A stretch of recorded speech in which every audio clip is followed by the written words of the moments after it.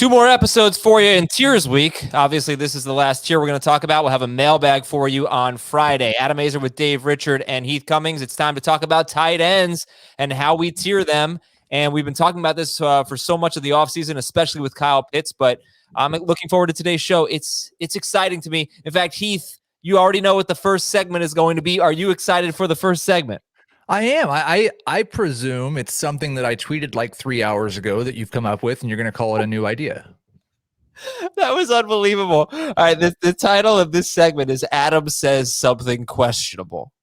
Are you ready for something questionable? Here we go. Yeah. Well, I mean, I think we should hit on what Heath just mentioned, though. I will. I'll get back to that. Okay. Actually, let's set it up, because over the last years, I've said some questionable things. For example, as our commenter on YouTube, Dominic, pointed out, Dave said McGregor was lying on the mat with a broken ankle, and I replied with, "Who won?" So that was pretty questionable. And then yesterday, I had this idea of doing one good stat, one bad stat for basically every player. And so I said, all right, I'll tweet one of them. And I put, all right, new game, one good stat, one bad stat. Let's start with Chris Godwin. I gave a good stat, then I gave a bad stat, not knowing that Heath did the exact same thing 3 hours earlier with Cole Kmet. Positive Cole Kmet stat, negative Cole Kmet stat. So Heath, I just think great minds think alike. Well, and I was just doing research for today's show. I thought I'd bring my Cole Kmet stats to the tight end tiers show. You should. I think you should. I don't know if we'll get that far down in the tiers today, but we will. We will. Okay. I don't think we should spend much time on what I think are the first 2 tiers. Yeah, that's probably a good point. But here's the questionable thing I'm going to say. I think tight end is my favorite position. Yeah. Bam. It's you want to win that position on draft day, right? You want to be. I think it presents great opportunity and strategy and challenges to fantasy managers. I think it's my favorite position. So some guys are running back guys, some guys are wide receiver guys, some guys are quarterback guys. Adam prefers tight ends. You didn't have to say it that way. I know people like that, yeah. And so I also like the fact that you get a lot of top 5 finishes from guys that came out of nowhere. 3 years in a row, we've had a year 2 tight end finish in the top 5. And none of them had even 600 yards as rookies. You had Darren Waller. You had Logan Thomas. They were in their like 4th, 5th years. So I think that's exciting. And Robert Tonyan was a 3rd-year guy last year who had 2 touchdowns in his first 2 seasons and 11 last season. So I like tight end. And yeah, hooray for tight ends. Supporting tight ends. I don't like tight end premium, though.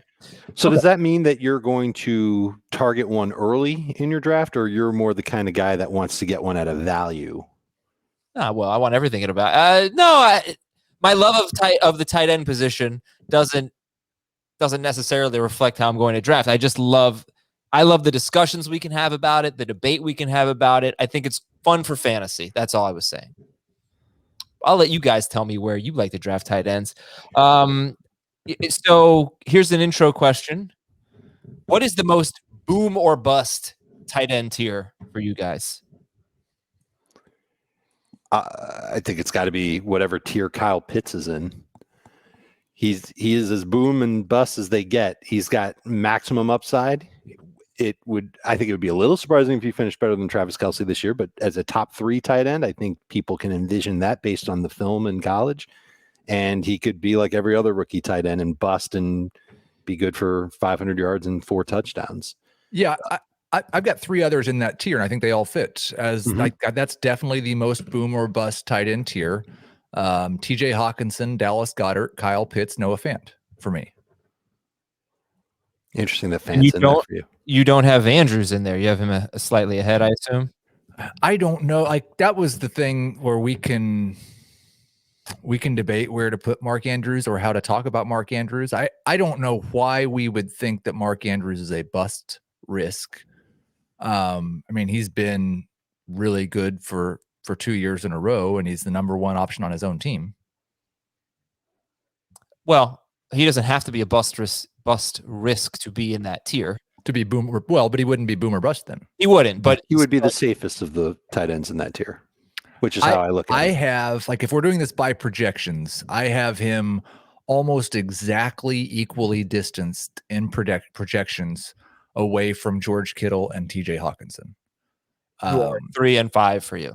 Right. So I would say he's slightly closer to Kittle. I don't think we want to put him in the Kittle Waller tier. Like, everybody else will throw a fit if I do that. So maybe he just gets his own tier for he is his own tier. Okay. So yeah, that's kind of the trend we've seen from tight ends, is the round 5-ish picks or whatever. That tier, the Evan Ingram, Hunter Henry, OJ Howard tier from a few years ago. That's boomer busty for sure.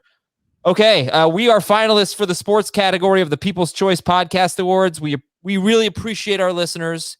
All you do, that's why we love interacting with you. We have the Tuesday night streams on YouTube, all these things.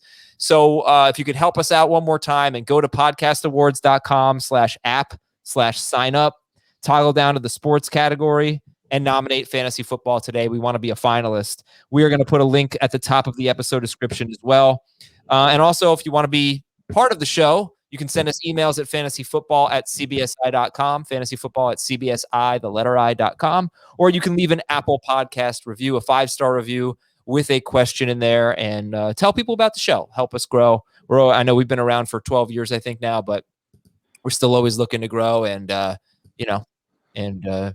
the top fantasy football podcast out there. So help us out with that. Again, the link is podcastawards.com/app/sign up. Dave, you want to give a stat about how crappy tight ends were last year? This is just more of like just an overall warning and for people to just not overrate tight ends in general. You can overrate the top 3 if you want to, but last year, 10 tight ends averaged 10 PPR points per game. Not 12 tight ends, 10 tight ends only got to 10 PPR points per game. I've set the bar at 11 PPR points. That's what I want from a tight end at a minimum from week to week. Only 4 tight ends averaged more than 11 PPR points per game last year. That's really not good. And then one other stat, in 9 of 17 weeks, so more than half of the season last year, 11 or fewer tight ends hit that 11 fantasy point mark. So if the barometer is 11 PPR points and you'd be happy with your tight end getting 11 PPR points or more, it's tough to do. It almost puts extra value on those top 3 guys who not only should get over 11 PPR points most weeks, but way over 11 PPR points. So the top 3 and Andrews were the guys that did it last year. Is that right? I'd have to double check, but that sounds about right to me. And then, of course, as Adam remembers from our last week's show, if you just take out the games where Drew Lock got hurt and Kendall Hinton started and Noah Fant got hurt, he was at 11.5. Yeah, and remember, we all use different scorings, but it's close. But to give you 11 PPR points per game is what Dave's looking for. Not that many did it. Kelce almost doubled that. He was almost 21 points per game. Darren Waller was 17.5. George Kittle, 15.6. I have Mark Andrews at 12.2. I have Tunyon at 11.8. So I guess he didn't quite make that for Dave. And I have CJ Uzama at 11.4 in 2 games. I have Tunyon at 10.5. That's a 16 big difference. games. He played 16 games and had 168 total PPR points. Yeah, there's 2 more tight ends that had 10.5. No, he played 15. He played 15 games according to FF Today. If he only played 15 games, then yeah, he makes it. Football Guy says he played 16 as well. Let's go. I'm going to call Robert Tunyon right now. CBS does say 16. That is weird. I think you should start using CBS, Adam. That Football Reference also ridiculous. says 16. How do you have that wrong? I don't know. What other lies have you told us over the years? You know what? It makes me second guess those stats now. All Azer stats. All of my stats. All of them. You can't do that to me. Lies, damn lies, and Azer stats. I'll go to his game log. Maybe there was a game he played like only 10% of the snaps. Oh, you know what it was? He had no stats in week 1, but he played 62% of the snaps. Boy, that's bad. You can't do that. FF.com. You Don't blame them. You're a podcast host.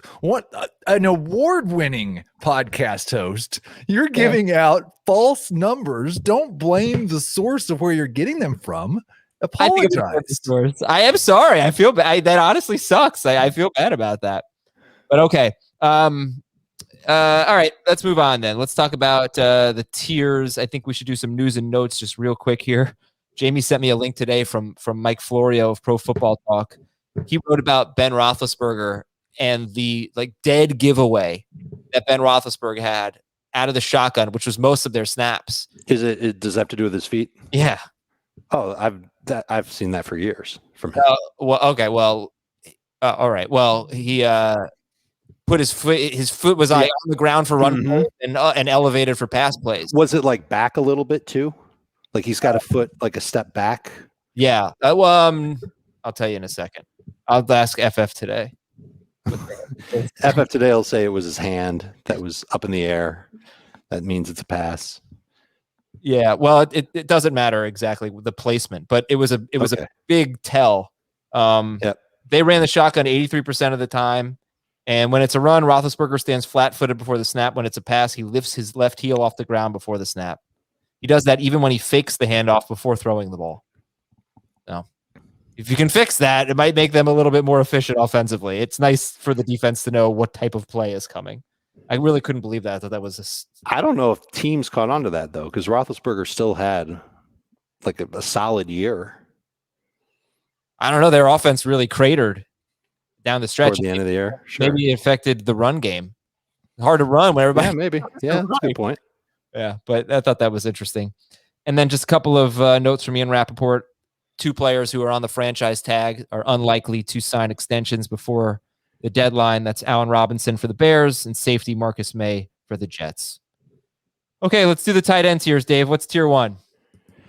I've named the tight end tier at the top Kelce. Okay. Would you like to guess who's in it? Is it Jason Kelce? It is not Jason Kelce. It is Irv Smith. Okay. It's Travis Kelce.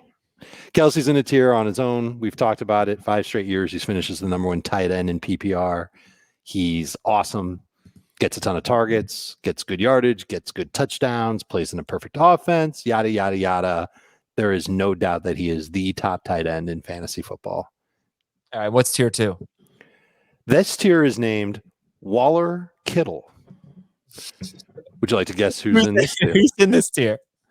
Darren Waller and George Kittle are in this tier. I've decided that it would be bad for the purposes of this show for me to have Mark Andrews in his own tier, because then we're going to be doing this Dave's 3rd tier, Heath's 4th tier thing, and it's going to just confuse everything. So caution to the wind. I can't be any dumber than Adam is on this show. Mark Andrews is in tier 2 for me. You call it tier 2.5. And I'll tell you what else. I know that. So here's the question, Heath. Where are you drafting Mark Andrews? I'm sure that you believe or agree that Waller and Kittle should be drafted anywhere from 18th overall to 30th overall. Right. How far behind Andrews is that? I have taken Andrews at the 3-4 turn. Okay. As long as you make that clear, it's fine. Because there's something like that when we get to my 3rd tier. So Dave, I got a tight end that kind of brings up the rear consistently. Would you say that there are 2.5 men in that tier? Okay. Mark Andrews. So none of these tight ends are half men, Adam. I guess if everybody calls me dumb for putting him in tier 2, then Adam and I could just be dumb and dumber. Very good. Oh, man. So, all right. So Mark Andrews last year, he was tight end 5. And he was 6 in PPR. He was 4 in non-PPR. Per game, he was actually 4th in PPR. He played only 14 games. And all right, make your case that he should be in that tier with Kittle and Waller. Well, I mean, I think I said at the beginning, he is equally apart basically from the tier behind. I think the 2.5 tier makes sense. He has shown us production closer to those guys than anybody else, except for, I guess, Zach Ertz. And it's not particularly close. I think on a per game basis, he was right with Darren Waller in 2019. He was 13.9 points behind him and played one fewer game.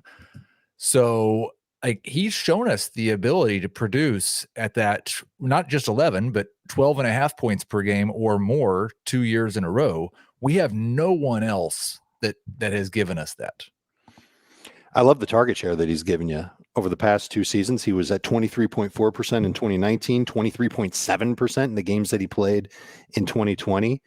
But I wish he'd get more yardage. I wish he had more numbers overall.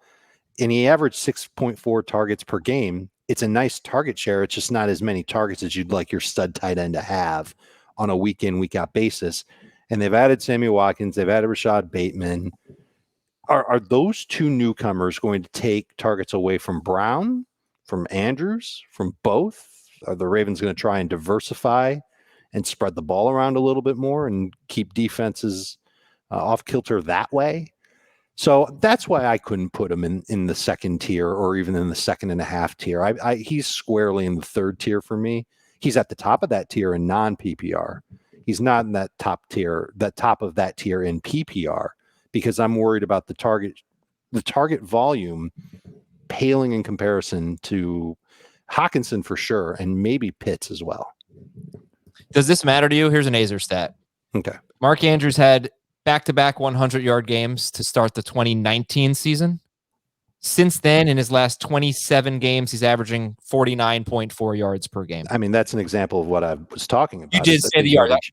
I want to give the numbers, though. But sure. But, I mean, that is... I am eliminating 2 100-yard games, but it's been 27 games in a row where he's on pace for 790 yards. He's only had 8 games with 70-plus yards over the last 2 seasons, and only 3 of them came last year. They were all at the end of the season, though. I would just also say, like, if we just want to pick and choose sample sizes, his last 6 games of last year, 61 yards, 96 yards, 78 yards, 66 yards, 76 yards, 27. Mm-hmm. So he had like week 17, and they won that game 38-3, which they'll have some games like that this year. But those last 6 games or 5 games, which we seem to talk about a lot for a lot of other players, how they finished, he was on pace for 1,098 yards over a 16-game season. That was when Nick Boyle got hurt, but I think it was more a coincidence. But also, Heath, you didn't count the playoffs. 2 playoff games, 41 yards, 28 yards. Bam! Playoff games don't count for fantasy. Yeah, but they do in playoff challenge. That's right. I know. It's you can however you feel about a player, you can find a sample size to make yourself feel good or bad about the player, I guess. But the bottom line is he has been top 6 2 years in a row, and per game top 5 2 years in a row. And he's terrific. And he dominates red zone targets, and he dominates green zone targets. And that's probably not going to change, right? I would hope not. And everything Baltimore has told us is that they want to throw the ball more this year. That could all be a lie, or they could try it for half the season and it could not work. But every indication they've given us is they want to throw the ball more this year. So it's possible that Rashad Bateman, I'm not going to acknowledge the other guys, but that Rashad Bateman comes in and doesn't have to really take anybody's targets because there's just enough targets for him. But if you're getting 6.4 targets per game and 2 other players come in and those guys get modest targets on a per game basis, couldn't that knock down the 6.4 to maybe under 6 per game? It's possible. I think that's what makes me a little nervous about him. Right. I think the evidence that we have suggests that would be a mistake because Lamar Jackson's been better throwing to Mark Andrews than anybody. Just about right. Yeah. And you're going to cut his targets for Sammy Watkins? Depends on how Jackson does throwing to Watkins, I guess. Let me clarify and say that when I say Mark Andrews dominates red zone and green zone targets, he's not among the league leaders, but I meant on his team. He dominates red zone and green zone targets. Let's move on, though. And when you talk about tiers now, this discussion is going to be different than just a ranking show or the tight end preview because you have to decide you're taking these wide receivers, you're taking these tight ends in tier 2, 2.5, the 2.5 tight ends that make up tier 2. You're taking them over some very good players. or you might be taking them over the Josh Jacobs, Chris Carson's, players that you don't feel great about. It's like these tight ends come off the board sometimes when the great running backs and wide receivers are not there anymore, or at least Andrews met. You know what I'm saying? Mm-hmm. So that's the kind of discussion I want to have here. And so give me the next tier, and we'll talk about some of the. Maybe you say, okay, I'm happy to take Waller, Kittle, and maybe Andrews over Josh Jacobs, or I don't know, Travis Etienne or Amari Cooper, but not these guys. And you can plug in your own running backs and wide receivers there. So what's the next tier? For me, the next tier starts with Mark Andrews, and this is where we get into the fun part of tight end tiers. It's it's Hockenson, Andrews in PPR, followed by Pitts and Goedert. And Goedert is in that like half tier for me. So the top 3 tight ends in this tier, Hockenson, Andrews, Pitts, they're kind of in their own bubble. And Goedert can't break through that bubble, but he's not quite part of the tier below him. So he's in this tier. So he's in the 3.5 tier for me, I suppose. And I'm looking for these tight ends starting in round 5. So there are going to be a lot of running backs that I'm taking ahead of these tight ends, and plenty of good receivers, and even a few quarterbacks before I start looking at Hockenson, Andrews, Pitts, Goedert. Yeah, I have basically the same guys. It's Hockenson, Goedert, Pitts, and Fant. I'm not as excited to draft this tier as Dave is. The nice thing with Goedert and Fant is you don't have to be. Yes. I start looking at these guys the end of round 6 or in round 7. And the only 2 that are ever there at that point are Goedert and Fant. And so I draft them. So what about going back to the wide receiver tiers? What about the Amari Cooper, Robert Woods, CeeDee Lamb, Chris Godwin, Mike Evans? Before all these guys. And all these guys for you does not include Mark Andrews, though. Correct. But it would for Dave. So, Dave, you would take all those wide receivers ahead of Andrews? I'm taking Lamb ahead of Andrews and Hockenson. I'm taking Lockett ahead of him. DJ Moore in PPR I'll take ahead of him. I've even got Jamar Chase 1 spot ahead of Hockenson in my overall rankings. I think it's pretty easy, for me at least, it's pretty easy to take the starting running backs and the starting wide receivers, and I'll say top 25 of each of those before all these guys. It's almost like this tier of tight ends for me is a decision with whichever of the top 5 or 6, wherever your tier cutoff is at quarterback. Mm-hmm. Right, yeah. So the Kyler Murray, Lamar Jackson, Dak Prescott, like those guys versus these guys, I think is a difficult decision. You might be able to get both. You might have to commit a round 5 pick and you could take a round 5 and 6 pick on, if you really liked Hockenson and then Dak Prescott or something like that. You would need one of the 2 to slide, I think, unless Goddard's your guy, or in Heath's case, Fant. Hockenson is going 62nd, so that's the very end of round 5. And Dak Prescott is going 50th. Lamar Jackson 50th. All right, if you made that Russell Wilson, he's going back-to-back with Hockenson. So you could do it with the last pick of round 5 and the first pick of round 6. Yeah, and it's conceivable if you had, Mark Andrews is going 65th. So he's going after Hockenson. You could have a middle of the round pick, and at about 57 overall, take Kyler Murray or something like that if he's there, or one of those quarterbacks, and then hope to get Mark Andrews in the next round. Maybe Hockenson falls a few spots. You might have to get a little bit lucky. But that strategy overall, what do you think about 2 running backs, 2 receivers, or some combination of that with your first 4 picks, and then a quarterback and a tight end? You'll get the second tier of quarterback, which is after Mahomes. I know Dave puts Mahomes in that same tier. So either the first or the second tier, but a top 6 quarterback and a top 6 tight end in rounds 5 and 6. Yeah, if you can do it, I think it's good. My preference would be, because I think generally, I know what the ADP is. No, all those guys are late round 5, early round 6. The quarterbacks. Our experience is generally in round 6, you will find one of those quarterbacks. It's usually Russell Wilson. Sometimes it's Dak Prescott. It has been Lamar Jackson, which is astonishing to me, but sometimes he falls to the last of that group. I love getting 5 running backs / wide receivers and then taking the last of the quarterbacks in round 6 and then taking Goddard or Fant in round 7. Okay. Dave, do you have a thought on that? No, I think that Heath's plan is fine. You just have to like Goddard to do it, and you have to get Goddard in 7. You should not reach for Dallas Goedert, is the point that I'll make on today's podcast. All right, let's have a Goddard and Fant debate then, because Heath obviously, like Dave, you have him in that 3rd tier. Goddard's at the bottom of that 3rd tier, but he's like the tier range is. I think I've got that range as rounds 5 through 7.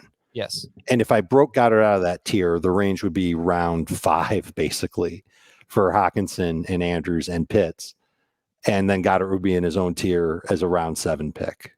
I'm not as jazzed about him as other people are. I don't like the distribution from Hurts last year, the addition of Devontae Smith. I'm a little nervous about him getting a ton of targets. Anything else you want to say, or should we throw it over to Heath? 5.7 targets per game with Hurts, 14% target share from Hurts, no red zone targets from Hurts in 3 3/4 games, average 6.6 yards per attempt. With Wentz, it was 8.7. And Hurts will run in the red zone. That could take away targets in the red zone, which were non-existent already last year. Okay, Heath, make the case for Goddard. Yeah, I mean, I think those can, and I don't know that I necessarily like Goddard that much more than Dave. I'm pretty happy to get Goddard in round 7. I just don't like the other tight ends that much ahead of him. The only thing I would say is that, yeah, he only had what was it? The target share from Hurts? 14.1. 14.1.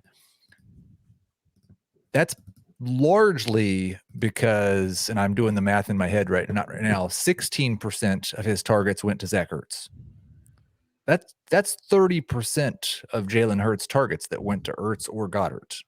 We don't currently, I took Ertz out of my Eagles projections. I don't know where he's going to play or what's going to happen, but it seems really unlikely that Ertz is on the Eagles. If that's the case, I think there's definitely an opportunity. Like, you would certainly expect more than 14% of his targets to go to Goddard. If 30% of his targets went to tight ends when he threw last year, I think it could be as high as 20. So I do think that there is more upside there just by removing Zach Ertz, because he threw, which we don't know how much of that was the offensive philosophy in Philadelphia and the lack of wide receivers. But the evidence we have from Hurts last year is like 1/3 of his passes went to tight ends. And tight ends were a humongous part of that offense last year. And they're going to be a big part of this offense this year. Don't get me wrong. And your point's valid.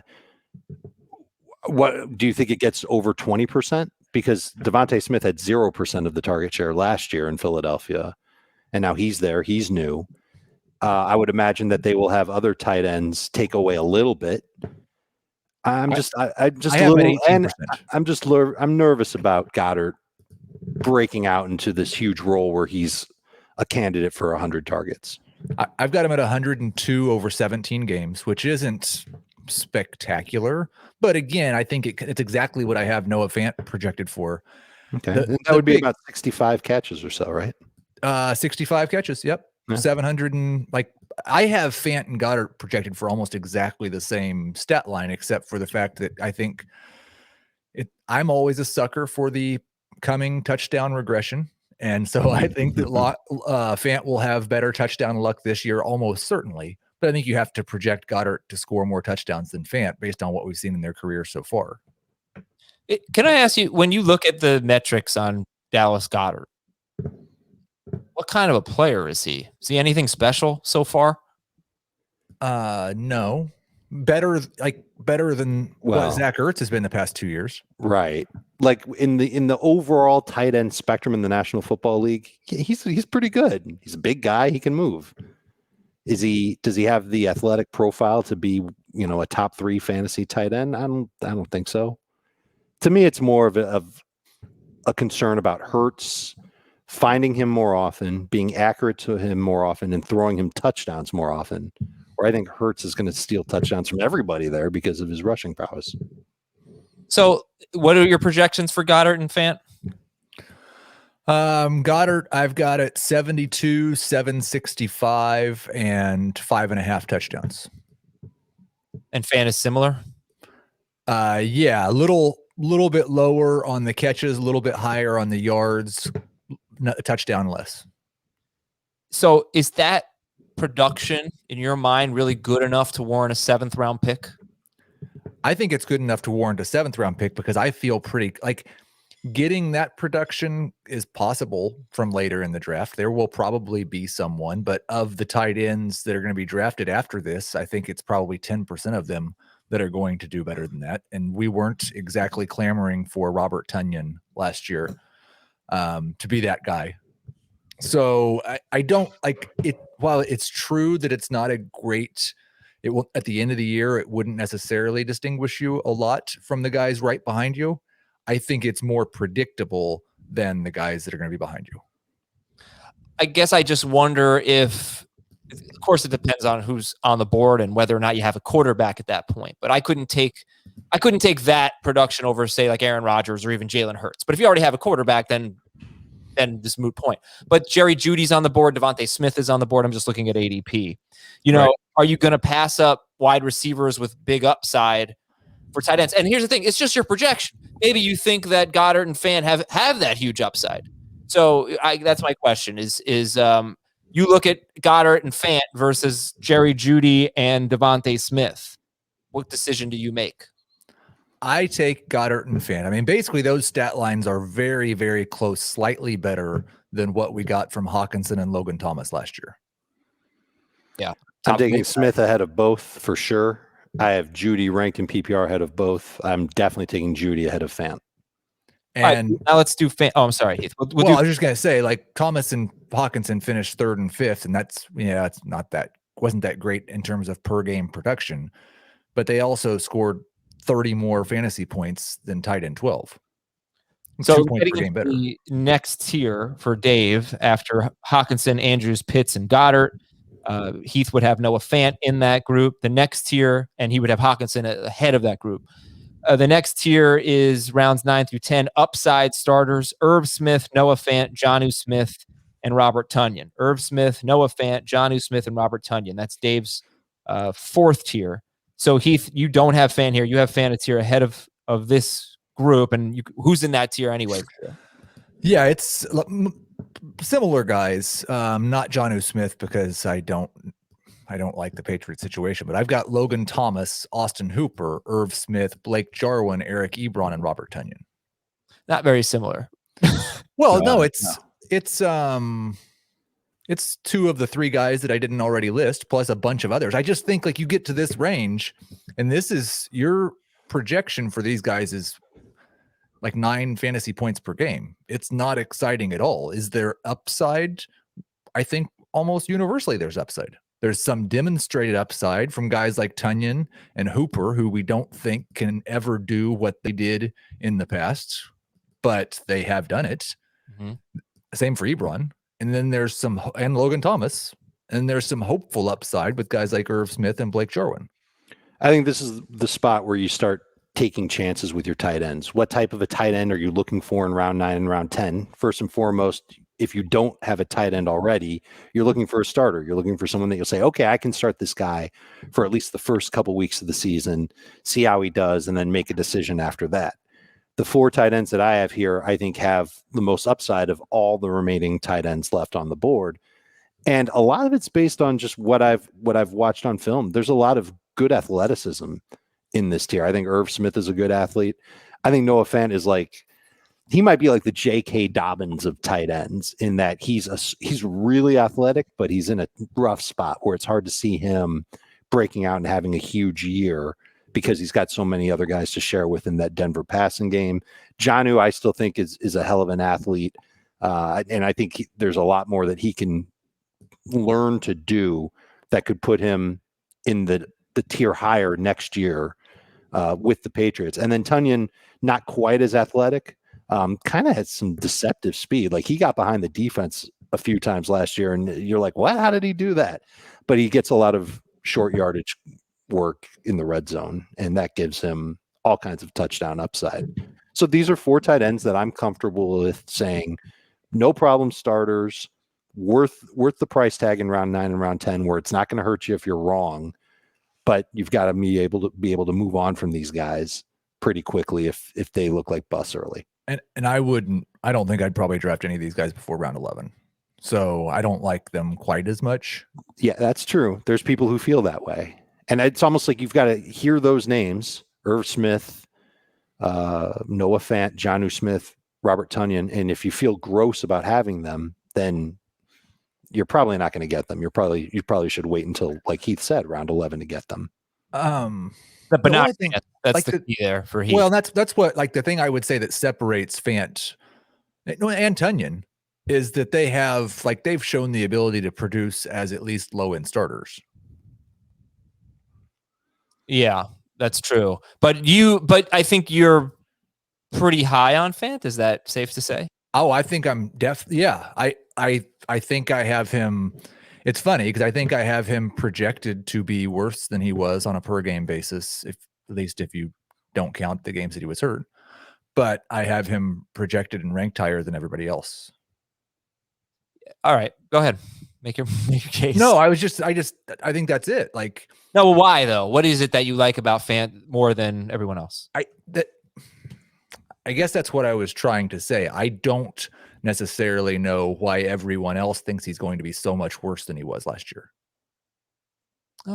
Do people think that? I mean, Dave, where is he in your rank? He was what, tight end? Well, or either that, or they are holding the Kendall Hinton game and the injured game against him, because like he's a guy who, if you agree that it's really only fair to count his full games when he played with a quarterback, he's shown us the ability to score 11 fantasy points per game with a 3% touchdown rate, which we shouldn't. But I think that everybody is worried about Cortland Sutton, right? I mean, that's kind of. It's not just Sutton. It's Judy too. It's Hamler too. It's Bunam.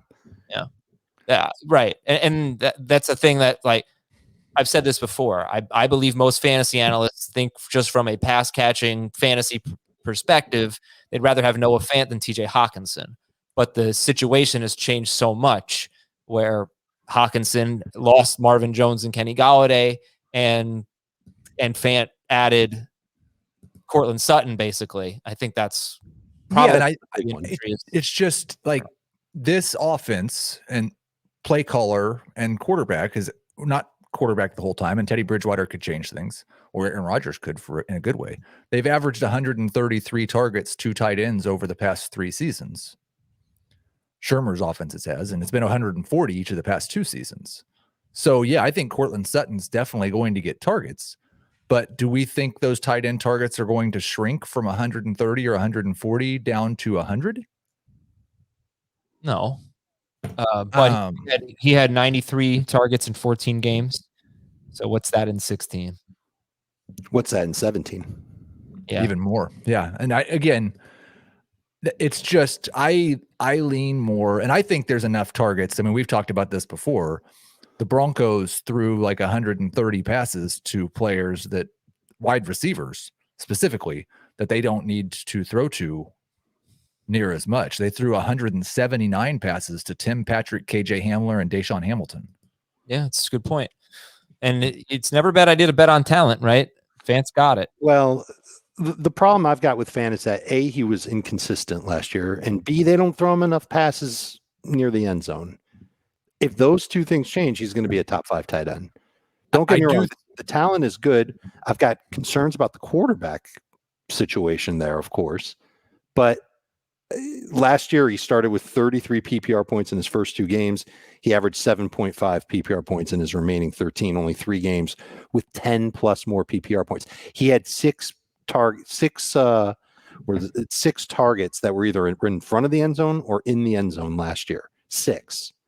He needs more work. He was tied for 18th in red zone targets among tight ends with 10.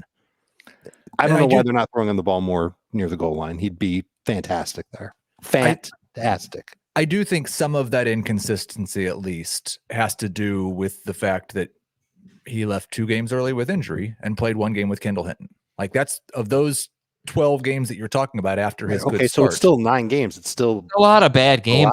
Games. Yeah. I mean, which games did he leave early? He left week 4 Yeah, that wasn't that bad of a game, but that was 5. And he played 8% of the snaps in week 13. And week 11 was when Kendall Hinton started. Yeah. Did we start him in those weeks, though? What were his start percentages in those weeks? Well, I don't. Yeah. Like maybe we told people. I don't think we told people to just completely bail out on him for the Hinton game. We might have. I don't remember. I'm pretty sure we did. I hope we did. Yeah, but the other 2 games, yeah, I'm sure people were starting Noah Fant. Injuries happen. It's fine if you want to eliminate those games, but it's still not great for. Yeah. Well, no, but we'll see a lot of bad games here. We're also talking about a 22-year-old last year, tight end in his second year in the league. Mm-hmm. Like, that's fair. Yeah. Right. And this is a position that just has these big breakouts, and they happen late in drafts. And that's why tight end's great. Okay, you know what else is great? Golf is great. The Open Championship has arrived. Golf's final major is back for the first time in 2 years. You got to listen to The First Cut, all right? The First Cut crew has you covered on the links as the world's best travel. So to Royal St. George's, join Rick Gaiman, Kyle Porter, Mark Immelman as they preview the tournament from a betting perspective and give you round-by-round updates throughout the week. Go inside the ropes on the First Cut Golf podcast, available on Apple Podcasts, Spotify, and YouTube. We're going to take a break here and get to the rest of the tiers when we come back on Fantasy Football Today. All right, Dave, so how many tight ends are off the board so far in your tiers? I believe the number is 11. Yes, it is. So that gets to streamers and sleepers. And that's a big group. This is the last group for you. So yeah, this is just basically where I list the rest of the tight ends that I think are draftable. These are the other tight ends that play in the NFL. And that's really not that different from the way you see it, Heath. I know you had more players in the other tier, but you said you wouldn't take them before round 11. So right, same range. Yeah, draft capital. Okay. One player that you had, or maybe give me a few players, Heath, that you see in this tier for Dave, the streamers and sleepers, that you had higher, I guess. Not necessarily in terms of when you're drafting them, but in a higher tier. I know Logan Thomas was one. Ebron. Who else? I think the 3 or 4. There were 4 that Dave didn't have yet that I assume are in this tier. I don't actually have Dave's tier in front of me, but Logan Thomas, Austin Hooper, Blake Jarwin, and Eric Ebron. They're all there, right, Dave? I don't believe Hooper or Jarwin are in this tier. That is correct. They are not all there. So are you a Dalton Schultz guy? No, I'm a Amari Cooper, CeeDee Lamb, Michael Gallup. Yeah, and I just think like this is another situation where Jason Witten 2 years ago was a borderline top 12 tight end on this offense. Dalton Schultz last year finished as a borderline top 12 tight end. And I think Blake Jarwin is better than both of them. And they certainly have paid him as if he's better than both of them. I expect him to get a similar target share what those guys have done and just produce more fantasy points. I don't necessarily I rank Blake Jarwin 12th at tight end and project him for like 8.5 fantasy points per game, which is awful. So I'm not saying I think he's going to win you your league, but as a low end streamer who has considerably more upside if and when one of those 3 Dallas Cowboys wide receivers gets hurt, I do like the fact that he plays on an offense that we expect to quite possibly lead the NFL in passing yards.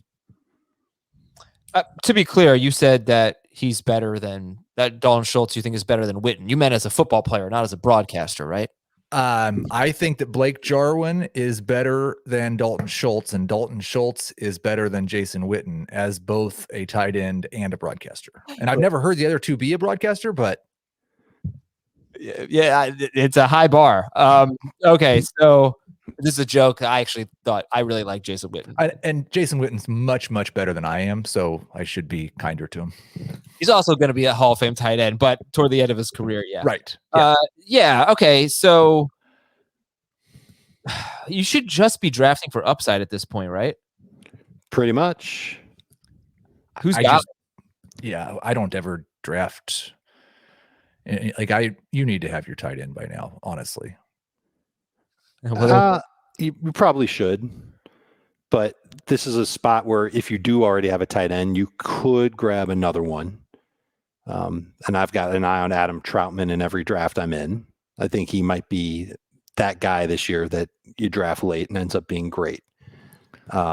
His film's fun, and I think he's got room to improve in his second season with a good opportunity to pick up some target share in an offense that's routinely used their tight ends to score points over the past several years in New Orleans. So Troutman's my favorite guy on this list. And it's someone I'm looking for where if I have to start him week 1, it's against Green Bay. It's not the best matchup in the world. I'll do it. But I'm drafting him because I think he's got like big time sleeper potential. The other guys that are behind him, there are some that are like that. Cole Kmet fits that profile.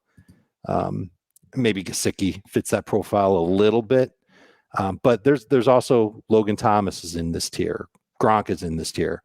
Guys that are just, maybe they get you close to 10 PPR points more often than not. Nothing sexy, nothing fun, but someone that'll help pad your stats a little bit with the occasional touchdown mixed in. Or in the case of Gronk, that's how he's going to get the majority of his points this year is via touchdowns. So maybe a couple of weeks this year, he'll have like 5 catches to go along with it. A couple of things. One, I actually have OJ Howard over Gronk. He was better last year when they were both healthy, and I think if he's recovered, then he's most certainly a better athlete and a better downfield threat than Gronk is at this stage of their careers. I mean, some people might say that he's at one point he was most talented tight end in football. No, I didn't say that. And is it time for the Cole Kmet 1 positive, 1 negative stat that you created? I haven't done a good and a bad stat for Cole Kmet, but sure, yes, give me your 1 positive, 1 negative stat for Cole Kmet. The positive one, I think a lot of people have said already. If you look at the Bears' last 6 games, including the playoffs, yes, the Bears made the playoffs last year. Cole Kmet out-targeted Jimmy Graham 34-17. And that's fantastic. Like clear number 1 tight end for the Bears in those last 6 games. Unfortunately, Graham's still on the team, which is why that matters, but should make you feel good. The negative stat, in those same 6 games, Graham scored 52.7 PPR fantasy points. Kmet scored 43.2. Yeah. He had an 18% target share, which I think you'd take, right? Oh, but that's what I've got Dallas Goedert projected for. Right. What was I'm assuming it was touchdowns that made the difference in the PPR points? It was partial. It was a lot of it was touchdowns. Most of it was touchdowns. Also, though, like Jimmy Graham was one of the least efficient tight ends to see as many targets as he did last year, like 6 yards per target, 9 yards per reception. Really, really awful stuff. Cole Kmet was worse in both regards. Yeah. Okay. That's not good. I think that what I've noticed, I've given out these statistics on different shows, but I already said we've had surprise players in the top 5 3 years in a row. We've had a number 2 tight end get into the top 5. And none of them had even 600 yards as rookies. So it does happen. And Logan Thomas wasn't a rookie, but he was top 5. And Darren Waller wasn't a rookie, but he was top 5 2 years ago and last year, obviously. So this is a position that gives you these nice surprises and targets. To me, that is the most important thing. Almost every top 5 tight end over the last 5 years has been first or second on his team in targets. I think the only exception was Robert Tonyan, and he was 3 or 4 targets behind number 2. So you've got to be among your target leaders. And Troutman, I don't know that he's going to be second. That's the thing. But he could be third. Maybe he could be second. That would be surprising over Kamara. But he could be third, and it's going to be hard for him to be top 5. But, top 8, something like that. I mean, that could definitely happen. So I know that's what you're excited about, right? The role that Troutman could play. And he was a 3rd-round pick. Travis Kelce was a 3rd-round pick. Granted, it was like 30 picks earlier than Troutman overall. Kittle was a 5th-round pick, but you get good tight ends in the 3rd round in the NFL draft. There are 142 targets vacated in this New Orleans offense from Emmanuel Sanders and Jared Cook leaving the team. 21 touchdowns to Saints tight ends over the last 2 seasons. They were tied for the 8th most tight ends in 2020, 8th most touchdowns to tight ends in 2020, tied for the 2nd most touchdowns to tight ends in 2019. The target share, I hope it ends up working out Troutman's way where he's 3rd. I think he's going to have to be 3rd at best unless there's an injury again.